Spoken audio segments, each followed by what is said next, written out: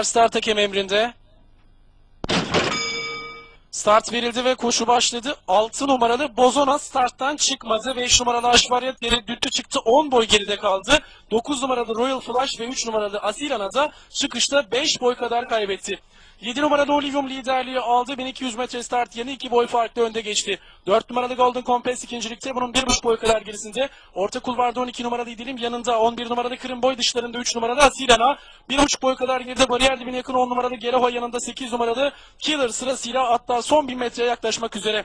Koşunun liderliğini 7 numaralı Olivium yapıyor. Fark 1,5-2 boy kadar. İkincilikte 4 numaralı Golden Compass onu takip etmeyi sürdürüyor. 800 geçildi. Üçüncülüğü orta kulvardan atak yapan 3 numaralı Atina'na sokuldu. Bunun yarım boy kadar gerisinde iç kulvara yakın 11 numaralı Kırım boy. Daha sonra bariyer dibine yakın 12 numaralı İdilim. Dışında 8 numaralı Killer. Bunların yanına 5 numaralı Aşvarya geldi ve son viraj dönülmek üzere.